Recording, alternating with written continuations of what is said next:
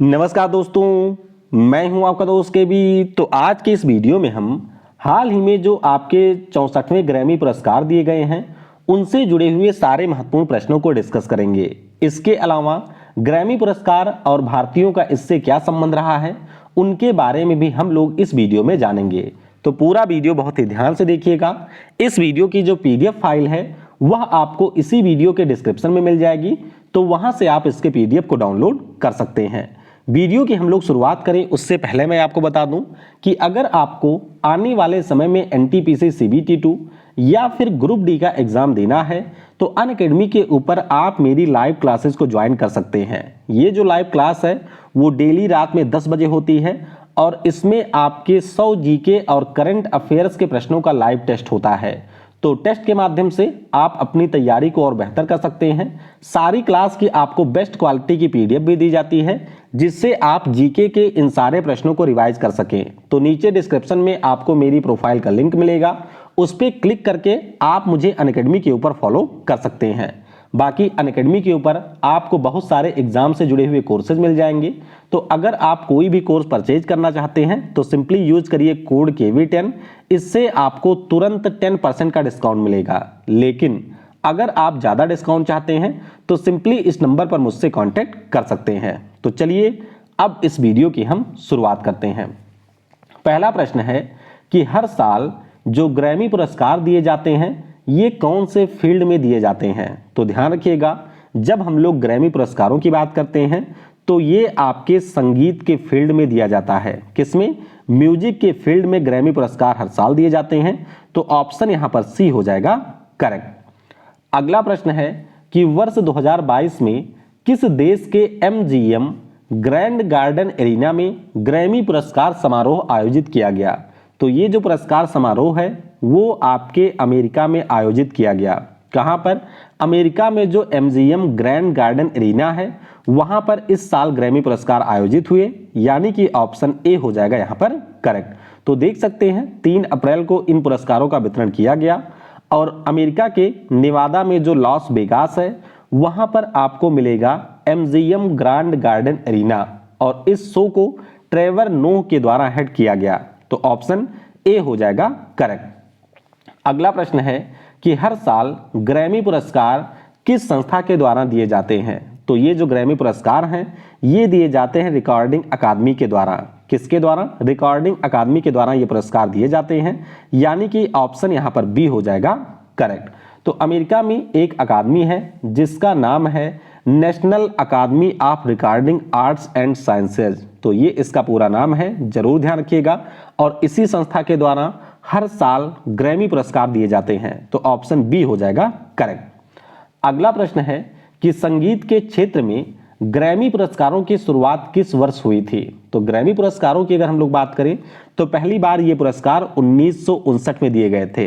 कब दिए गए थे? 1959 में पहली बार ये पुरस्कार दिए गए थे, यानी कि ऑप्शन यहां पर सी हो जाएगा करेक्ट। तो ये आप लोग देख सकते हैं लॉस एंजल्स में पहला पुरस्कार समारोह हेल्ड हुआ था 1959 में और इसमें टोटल 28 अवार्ड दिए गए थे। तो ऑप्शन यहां पर सी हो जाएगा करेक्ट। अगला प्रश्न है कि 64वें ग्रैमी पुरस्कारों में एल्बम ऑफ द ईयर का पुरस्कार किसे दिया गया। तो एल्बम ऑफ द ईयर की बात करते हैं तो ये मिला है BR नाम के एल्बम को। किसे मिला है? BR नाम के एल्बम को मिला है। ऑप्शन यहां पर बी हो जाएगा करेक्ट।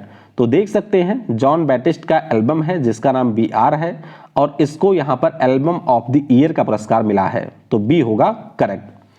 अगला प्रश्न है कि 64वें ग्रैमी पुरस्कारों में रिकॉर्ड ऑफ द ईयर का पुरस्कार किसे दिया गया। तो रिकॉर्ड ऑफ द ईयर की बात करते हैं तो ये पुरस्कार मिला है लीव द डोर ओपन। किसको? लीव द डोर ओपन को यहां पर रिकॉर्ड ऑफ द ईयर का पुरस्कार दिया गया, यानी कि ऑप्शन यहां पर सी हो जाएगा करेक्ट।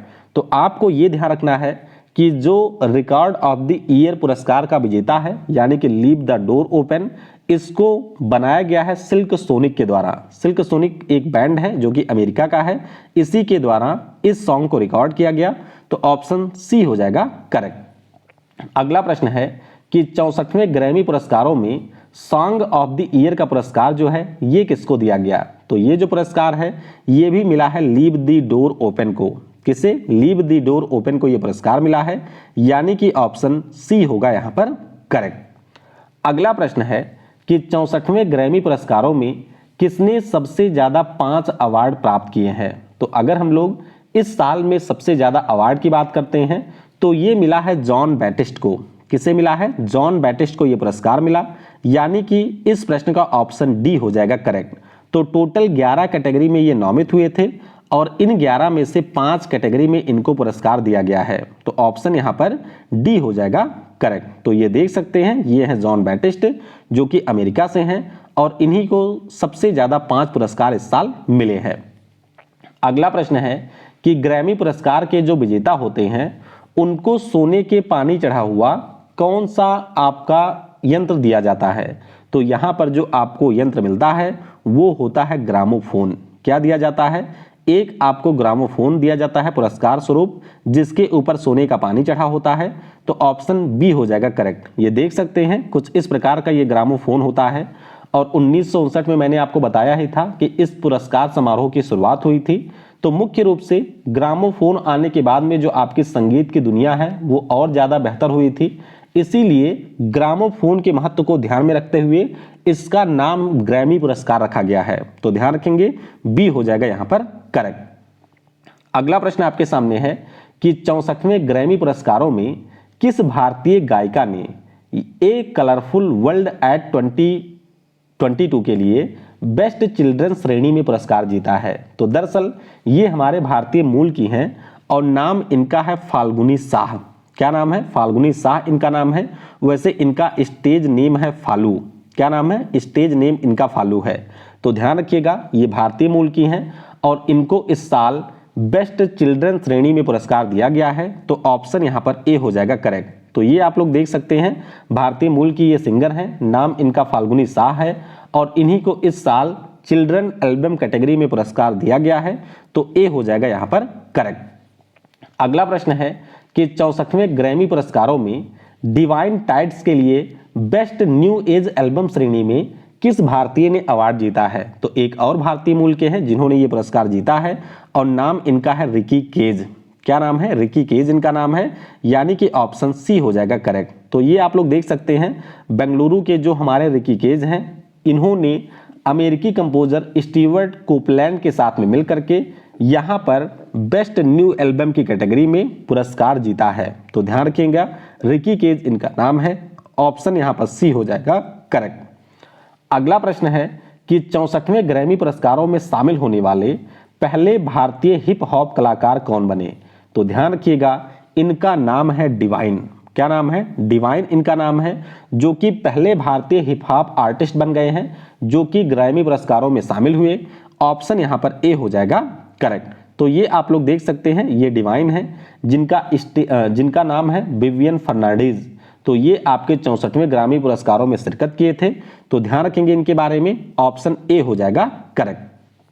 अगला प्रश्न है कि वर्ष 1968 में ग्रैमी पुरस्कार जीतने वाले पहले भारतीय कौन थे? तो ये तो आप सभी को पता होगा, हमारे देश के मशहूर सितार वादक जो कि भारत रत्न, पद्म भूषण, पद्म विभूषण पुरस्कार जीत चुके हैं। नाम इनका है पंडित रविशंकर। क्या नाम है? पंडित रविशंकर साहब। और ये 1968 में ग्रैमी पुरस्कार जीतने वाले पहले भारतीय बने थे, तो ऑप्शन डी हो जाएगा यहां पर करेक्ट। तो 1968 में इनको बेस्ट चैम्बर म्यूजिक परफॉर्मेंस के लिए पुरस्कार दिया गया था। इनका एक एल्बम था जिसका नाम था बेस्ट मीट्स ईस्ट और उसी के लिए पंडित रविशंकर को यह पुरस्कार दिया गया था, तो ऑप्शन डी हो जाएगा करेक्ट। अगला प्रश्न है कि प्रतिष्ठित ग्रैमी पुरस्कार विजेता पंडित विश्व मोहन भट्ट एक प्रसिद्ध कौन है? तो ये आपके ग्रुप डी में पूछा गया एग्जैक्ट प्रश्न है। और अगर हम लोग पंडित विश्व मोहन भट्ट की बात करते हैं तो ये हमारे मोहन बीणा वादक हैं, जिसे आप लोग स्लाइडिंग गिटार भी कहते हैं। तो स्लाइड गिटार कहिए या मोहन बीणा कहिए, इसी के लिए हमारे विश्व मोहन भट्ट साहब प्रसिद्ध हैं और इसी के लिए इनको ग्रैमी पुरस्कार मिला था, तो ऑप्शन यहां पर ए हो जाएगा करेक्ट। अगला प्रश्न है कि 5 बार ग्रैमी अवार्ड विजेता जुबिन मेहता प्रसिद्ध कौन थे? तो आपको यह ध्यान रखना है कि पंडित रविशंकर साहब भी 5 बार ग्रैमी पुरस्कार जीते हुए भारतीय हैं और ये जो जुबिन मेहता साहब हैं ये भी 5 बार ग्रैमी पुरस्कार जीत चुके हैं। तो अगर हम लोग इनकी बात करते हैं तो ये आपके ऑर्केस्ट्रा संचालक थे। कौन थे? ऑर्केस्ट्रा संचालक थे, जिन्होंने 5 बार ग्रैमी पुरस्कार जीता है भारत की तरफ से। तो ऑप्शन सी हो जाएगा करेक्ट। तो ये आप लोग देख सकते हैं, ये हमारे जुबीन मेहता साहब हैं। अगला प्रश्न है कि इनमें से किस कलाकार ने सबसे ज्यादा 31 बार ग्रैमी अवार्ड जीता है? तो अगर हम लोग सबसे ज्यादा ग्रैमी पुरस्कार की बात करते हैं तो ये जीता है जॉर्ज सोल्टी ने। किसने जीता है? जॉर्ज सोल्टी ने सबसे ज्यादा 31 बार ग्रैमी पुरस्कार जीता है।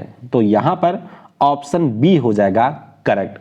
अब एक प्रश्न पिछले साल पूछा गया था परीक्षा में, वो प्रश्न क्या था कि सबसे ज्यादा ग्रैमी पुरस्कार जीतने वाली महिला कौन है? तो आपको ध्यान रखना है, इनका नाम है बियोंस। क्या नाम है? बियोंस इनका नाम है, जो कि आपकी एक फीमेल सिंगर हैं और ये आपकी महिलाओं में सबसे ज्यादा बार ग्रैमी पुरस्कार जीत चुकी हैं और इन्होंने टोटल 28 पुरस्कार जीता हुआ है। तो अगर आपसे ओवरऑल पूछा जाए तो आपका उत्तर जॉर्ज सोल्टी होगा। अदरवाइज महिलाओं की बात की जाए तो बियोंस ने सबसे ज्यादा 28 पुरस्कार जीते हैं। तो यहां पर ऑप्शन बी हो जाएगा करेक्ट।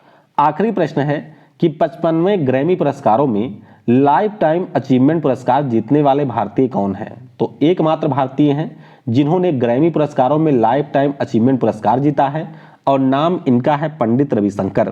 क्या नाम है? पंडित रविशंकर इनका नाम है। तो ऑप्शन यहां पर डी हो जाएगा करेक्ट। तो जो आपका 55वां ग्रैमी पुरस्कार समारोह हुआ था उसमें हमारे पंडित रविशंकर साहब ने लाइफ टाइम अचीवमेंट पुरस्कार जीता था। तो इनके बारे में ध्यान रखिएगा कि पंडित रविशंकर साहब भारत रत्न पुरस्कार विजेता हैं। 1999 में इनको यह पुरस्कार मिला था। पद्मश्री इनको 1988 में मिला था। इसके अलावा पद्म भूषण भी इनको मिल चुका है, पद्म विभूषण भी मिल चुका है। तो ये सारी चीजें आपको ध्यान रखनी है। अब आपके लिए जाते जाते इस वीडियो से एक प्रश्न है, आपको नीचे कमेंट में मुझे ये बताना है कि अभी तक कितने ऐसे भारतीय या भारतीय मूल के व्यक्ति हैं जिन्होंने ग्रैमी पुरस्कार जीता है। तो टोटल उनकी संख्या कितनी है ये आप मुझे नीचे कमेंट में बताएंगे। वीडियो को समय देने के लिए आपको बहुत बहुत धन्यवाद। जय हिंद, जय भारत और सबसे जरूरी, पढ़ेगा भारत तो बढ़ेगा भारत।